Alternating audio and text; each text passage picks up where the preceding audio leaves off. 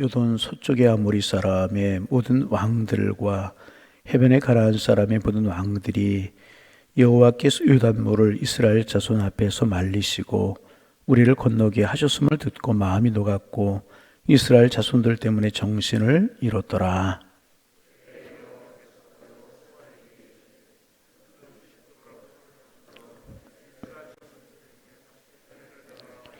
여호수아가 부싯돌로 칼을 만들어 할례 산에서 이스라엘 자손들에게 할례를 행하니라.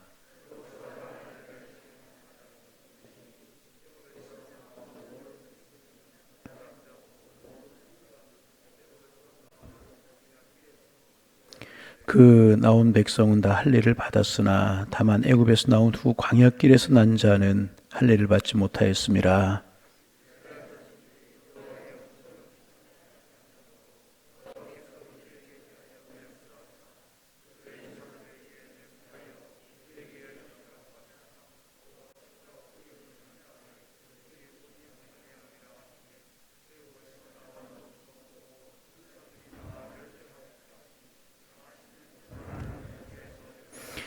그들의 대를 잇게 하신 이 자손에게 여호수아가 할례를 행하였으니 길에서는 그들에게 할례를 행하지 못하였으므로 할례 없는 자가 되었음이었더라.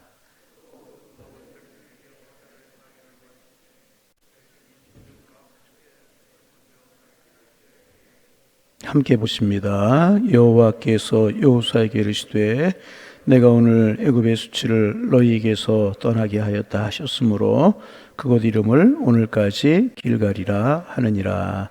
아멘. 지금 이스라엘 백성들이 요단강을 건넜습니다. 그런데 요단강을 건넌 방식이 기적적인 방법으로 요단을 건넜습니다. 우리 다리를 놓고 다리를 지나가거나 뗏목을 타고 배를 만들어서 타고 건너가는 것이 아니라 하나님께서 요단강을 건너셨습니다. 그리고 갈라진 요단강을 이스라엘 백성들이 마른 땅을 지나가듯이 건너갔습니다.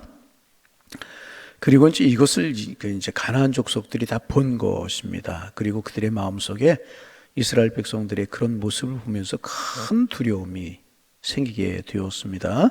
그래서 오늘 본문 1절에 보면 그들의 마음이 녹았고 그들이 정신을 잃었다. 그렇게 기록하고 있습니다.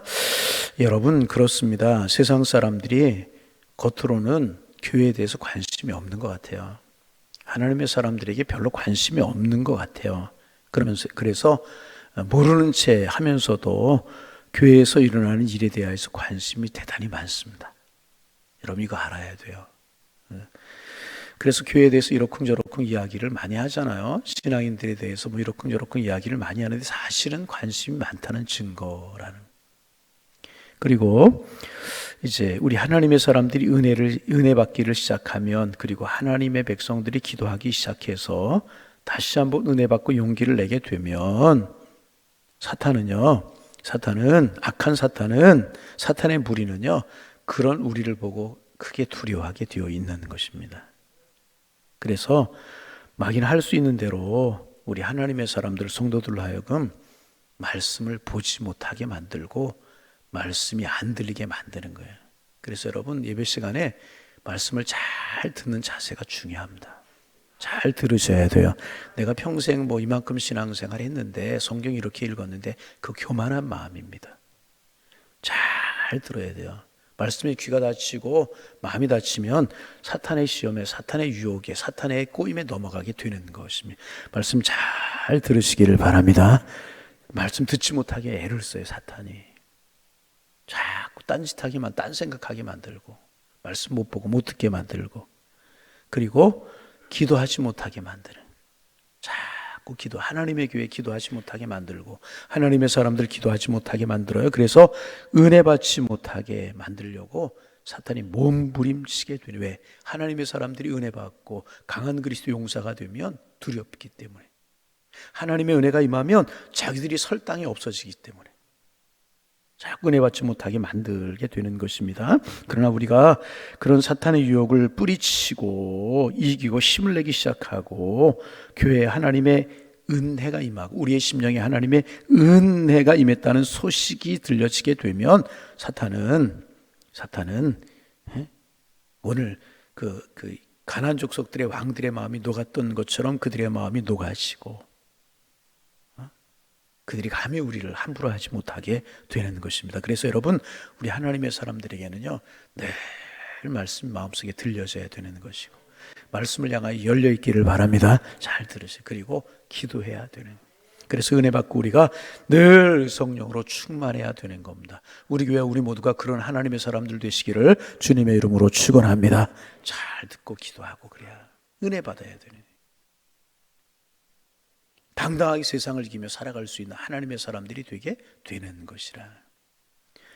그래서 지금 이스라엘 백성들이 하나님이 베푸신 은혜로 요단강을 마른 땅처럼 건넜습니다. 그것을 보고 가나안 족속이 이제 두려움에 떨어졌어요. 그런데 바로 그때 하나님께서 이스라엘 백성들에게 한 가지 명령을 하시는데, 한 가지 순종을 요구하시는데, 이것은 도무지 이해하지 못할 명령, 이해하지 못할 순종을 하고 계십니다. 그것이 뭐냐 하면 그들에게 할례를 행하라, 그렇게 명하신 것입니다.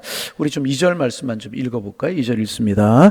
그때에 여호와께서 여호수아에게 이르되 너는 부싯돌로 칼을 만들어 이스라엘 조상에게 다시 할례를 행하라 하시며, 할례를 행하라고 하시는 겁니다. 여러분, 원래 이스라엘 백성들이 이제 애굽에 출애굽할 때 모든 사람들이 할례를 받았습니다. 그런데 출애굽한 후에 광야길에서 태어난 사람들, 광야 40년을 지냈잖아요. 40년 광야 생활을 하는 중에, 여행 중에 태어난 사람들은요, 할례를 행할 수가 없었습니다. 계속 걸어야 되고 계속 행진해야 됐기 때문에 할례를 행하면 걷지 못하고 행진하지 못해요. 그러니까 할례를 받지 이제 못했습니다. 그래서 이스라엘 백성들은 두 부류로 지금 나뉘어져 있게 된 것입니다. 하나는 할례 받은 사람들, 그런가 하면 광야에서 태어나서 할례 받지 못한 무할례자, 이렇게 두 부류로 이스라엘 백성들이 섞여 있었습니다. 그런데 여러분 보세요.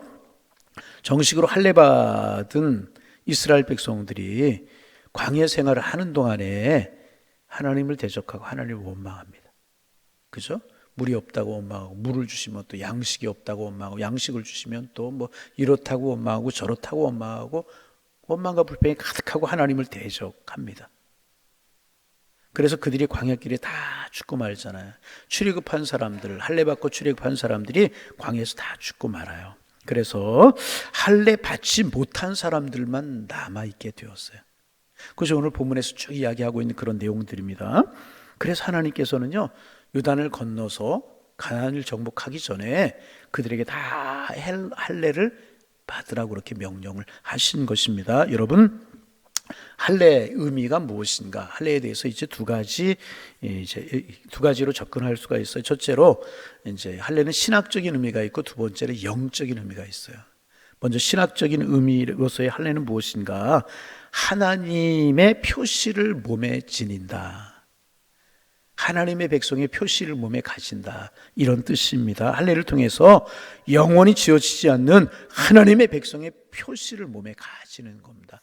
썩 좋지 못한 예이지만은 이제 소나, 지금도 이제 그런 것들이 있지만은 마치 예전에 소나 돼지 같은 가축들에게 주인이 이것은 내 말이다, 내 소다, 그런 인을 딱 찍잖아요. 그러면 이제 내 소유, 많이 말이 섞여 있고 소가 섞여 있고 돼지가 섞여 있어도 어느 주인의 것이라고 하는 표시가 있단 말이죠. 썩 좋지 않은 예화이지만 하여튼 그런 것처럼 우리는 하나님의 백성이다, 그런 표시를 가진다, 그런 뜻이라. 그런가 하면 할례의 두 번째 영적인 의미가 있습니다. 그것은 몸의 부패한 본속을 잘라버린다, 그런 뜻입니다. 물론 할례를 행했다고 해서, 할례를 받았다고 해서 사람 몸 안에 있는 부패한 본성이 없어지는 것은 아닙니다. 그러나 할례를 행함으로 내 안에 이런 못된 본성이 있다는 것을 하나님 앞에 고백하는 것이고, 하나님 앞에서 나의 이런 못된 본성을 하나님께서 치료해 주실 것을 부탁하는 것입니다. 이것이 할례의 영적인 두 번째 의미인 것입니다. 여러분, 아담과 하와가 선악과를 따먹고 범죄한 이후에 우리 사람들의, 인간의 마음에는요, 부패한 못된 본성이 있어요. 이것을 여러분 인정해야 돼요. 그래서 여러분, 아이들 좀 잘하면서 밖에 나가서 놀라고 그러면 먼저 배우는 것이 뭐냐 하면 좋은 말 좋은 것도 배우지만 먼저 배우는 게 욕하는 거 배우고 싸우는 거 배운대요. 왜 그런가? 아담과 하와 이후로 못된 타락한 본성이, 부패한 본성이 우리에게 있다는 거예요. 이것을 하나님 앞에서 잘라내야 된다는 것입니다. 이것을 잘라내야 하나님의 백성이 될 수 있는데 결국은 믿음이 이 일을 행하는 것입니다. 그리고 할례는 그것을 상징적으로 보여주는 것이 할례라는 것입니다. 그런데 실제로 할례 받고 이제 애굽에서 나온 이스라엘 백성들은 할례를 받았음에도 불구하고 부패한 본성을 가지고 있었어요. 하나님을 대적하고 하나님을 원망하고 죄된 본성을 그들이 가지고 있었습니다. 그러나 하나님께서는요, 그들을 품으려고 그들을 사랑하시려고 애를 쓰셨어요. 그렇잖아요? 일용할 양식으로 구름과 불기둥으로 하나님께서 그들을 보호하시고 애를 쓰셨잖아요. 그러나 그들은 계속해서 원망하고 불평하고 광야 생활을 하는 동안에 하나님을 대적했어요. 그래서 하나님께서는요 40년 광야 생활하는 동안에 그들을 다 죽게 하셨잖아요. 그리고 지금 남아있는 사람들은 광야에서 태어나서 할례 받지 못한 사람들만 남아있게 된 것입니다. 그리고 하나님께서는요 그들을 사랑하셨어요. 다시 하나님께서는 그들을 사랑하셨습니다. 그러므로 형식적인 할례를 받았느냐 형식적인 할례를 받지 않았느냐 하는 것이 중요한 것이 아니라 보다 더 중요한 것은 얼마나 하나님 앞에서 나의 교만을 꺾고 나의 부패한 본성을 잘라내는 믿음을 가졌느냐 그 믿음을 갖지 못했느냐 하는 것이 중요한 것이나. 죄송합니다. 얼마나 신앙의 연조가 길고 짧으냐 그게 중요한 거 아니에요. 내가 어느 직분을 가지고 있느냐 어떤 일 그게 중요한 것이 아니라 하나님 앞에서 나의 부패하고 죄된 본성을 얼마나 죽이려고 노력하고 하나님의 뜻을 따라 살려고 노력하고 하나님 앞에 헌신되고 중심 믿음으로 주님을 섬기며 살아가느냐 이것이 중요하다는 것입니다. 출애굽하는 홍해가 갈라지는 놀라운 체험을 가졌느냐 가지지 못했느냐 보았느냐 보아지 못했느냐 그것이 중요한 것이 아니라 내 속에 신실하신 하나님의 약속을 믿고 순종하는 믿음이 있느냐 없느냐 그것이 중요하다는 것입니다. 하나님께서 할례 받지 않은 사람들도 하나님의 말씀을 순종할 때 하나님은 그들의 하나님이 되어 주셨다는 거예요. 여러분 우리 하나님의 뜻을 따라 살아갈 때 내 몸에 있는 죄된 본성을 잘라버리고 육신의 소욕을 이기고 주님 앞에 순종할 때 주님은 우리 하나님이 되어주실 줄로 믿습니다. 그 하나님과 동행하는 축복의 한 날이 되기를 소망합니다. 그러면 여기에서 이제 질문이 생기게 됩니다. 그러면 광야에서 태어나서 할례 받지 못한 사람들 지금 이제 요단을 건너서 길갈까지 하나님께서 인도하셨습니다. 그러면 이제 가나안 정복 전쟁이 벌어져야 될 텐데 왜 그들에게 할례를 하라고 여기에서 명령하고 계시는 것인가? 왜 순종을 요하고 계시는 것인가 하는 것입니다. 그것은 여러분 이제 그동안은 할례 받지 않아도 상관이 없었습니다. 그런데 이들이 가나안 정복 전쟁을 통해서 가나안 땅에 들어가게 될 것이지 않습니까? 그러면 섞일 수밖에 없는 거예요. 가나안 땅 사람들하고 이스라엘 백성들하고 섞일 수밖에 없잖아요. 그렇지 않습니까? 하나님의 구별된 백성과 가나안 땅에 살고 있던 사람과 섞일 수밖에 없게 되는 것입니다. 하나님께서는 그들과 섞이지 않도록 하나님의 백성으로서의 구별된 표시를 갖기를 원하셨다는 거예요. 그래서 정복전쟁을 앞두고 이스라엘 백성들이 할례를 행하라고 하신 것입니다. 그러니까 그들에게 할례를 행하도록 하신 것은요 하나님의 백성이 하나님의 백성으로 구별된 표시가 있어야 된다는 거예요. 여러분 그래요. 오늘도 하나님의 백성으로서 하나님의 백성다운 구별됨이 우리에게 있어야 될 것이라. 구별됨이 없다면 그것은 하나님의 백성 아니에요. 여러분 생각해 보세요. 이제 가나안 족속과 전쟁을 벌이게 될 치열한 전쟁을 벌이게 될 정복 전쟁을 해야 될 것입니다. 이들에게 할례를 행하라고 말씀하셨어요. 여러분 할례를 행하고 나면 전투력이 상실되잖아요. 며칠 동안은 끙끙 앓을 수밖에 없어요. 그러므로 여러분 전쟁을 앞두고 할례를 행하는 것은 모험입니다. 할례를 받고 누워있을 때 여리고성 사람들이 문을 열고 나와서 그들을 치면 꼼짝없이 당할 수밖에 없는 상황이라는 것입니다. 적을 앞에 두고 목숨을 건 할례를 그들은 행하게 된 것입니다. 무엇을 의미하는 것인가? 그것은 이들이 얼마나 하나님을 사랑하고 하나님의 말씀에 순종하는지 이것을 하나님이 보시기를 원하셨다는 거예요. 그리고 이제부터 잔한 정복 전쟁이 시작될 것인데 이것은 혈과 육에 속한 것이 아니라 영적인 일이다. 하나님의 손에 달려있는 것이다. 이런 의미를 가졌다네. 여러분, 교회에서 세례를 베푸는 것도 마찬가지입니다. 믿음이 전혀 없는 사람들이 세례를 받았다고 믿음이 생기는 거 아니에요. 세례 받았다고 물세례 받아 믿음이 생깁니까? 그러나 이미 믿는 사람들이 세례를 받을 때 다시 한번 그 믿음을 공개적으로 확인하는 것입니다. 나는 하나님의 백성이 되었습니다. 나는 믿는 사람이 되었습니다.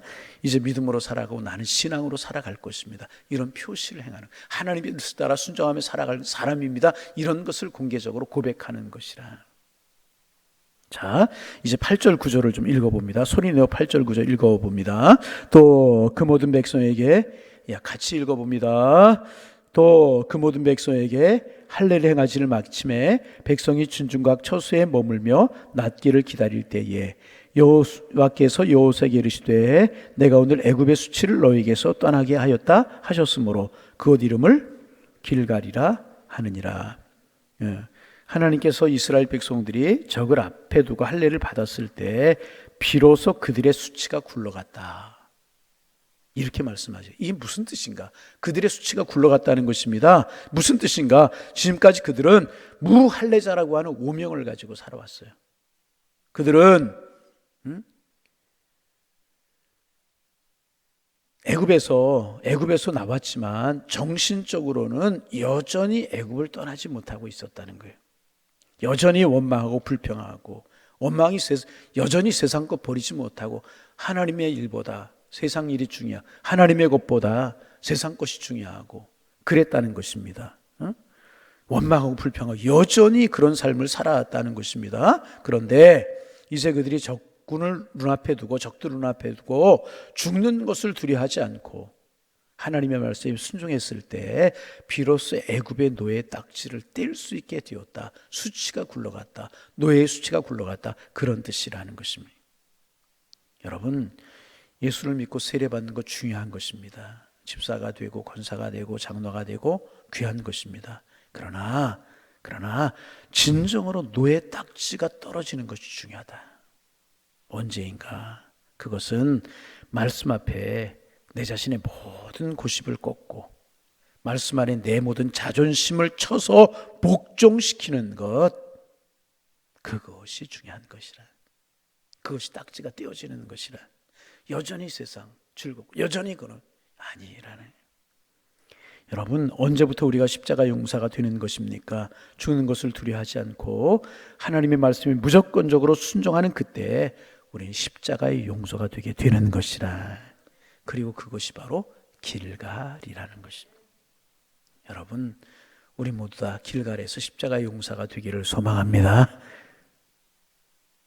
육신의 할례가 아니라 영혼의 할례, 보이는 것들이 중요한 것이 아니라 마음에 주님 사랑하는 그 믿음 가지고 영혼의 할례를 받아서 오늘도 믿음으로 십자가의 용사가 되어서 사탄의 괴계를 이기며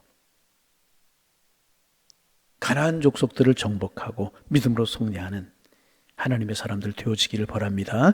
그래서 우리 그리스도인들은 아직도 남아있는 성화되지 못한, 거룩해지지 못한 기질들을 잘라버리고 십자가의 정의의 부대로 다시금 거듭나야 될 것이라는, 우리 모두가 이런 기질을 잘라버리고 십자가의 정의의 부대로 다시 태어나서 하나님을 기쁘시게 하는 삶을 살아가는 하나님의 백성들이 되시기를 주님의 이름으로 축복합니다. 기도하겠습니다.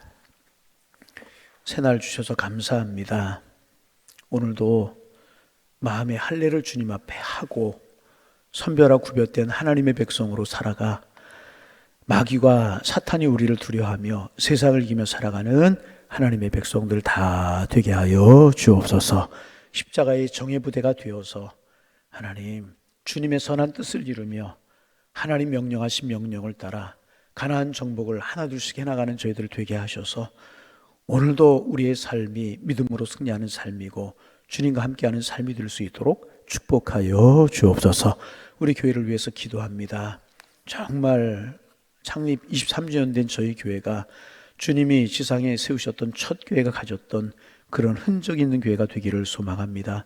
뜨거운 말씀에 열정이 있고 오로지 기도에 힘쓰는 교회가 되게 하시고 말씀 안에서 사랑하고 축복하고 교제하는 교회가 될 수 있도록 주님 인도하여 주옵시며 성령 충만하게 하셔서 믿는 자의 수가 날마다 늘어가는 그런 교회가 되게 하시며 세상 속에 칭찬받는 그런 교회로 설 수 있도록 도와주셔서 하나님께는 영광이 되게 하시고 세상에는 소망이 되게 하시고 지역사회에는 기쁨이 되게 하시고 우리에게는 축복이 되게 주께서 인도하여 주옵소서.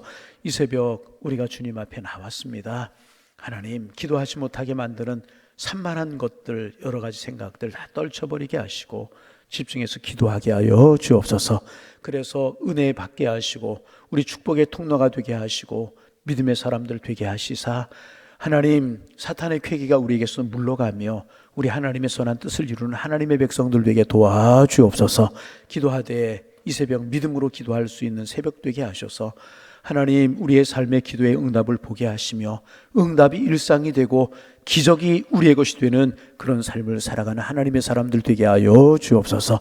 우리가 기도할 때 하나님 우리의 기도를 들으시고 우리가 은혜를 받으면 우리가 그리스도의 강한 군사가 되어서 세상을 이기고 사탄의 권세를 이기는 사탄 두려워하는 하나님의 백성들이 될 수 있기에 사탄은 우리 은혜 받지 못하게 하려고 기도하지 못하게 하려고 하나님 말씀 듣지 못하게 하려고 여러 가지로 우리를 방해하는데 떨치고 이기고 말씀이 마음속에 들려지고 뜨겁게 기도하는 하나님의 사람들 되어서 우리 성령의 사람으로 세상과 사탄의 괴계를 이기며 세상을 정복하며 살아가는 하나님의 사람들 되게 하여 주옵소서.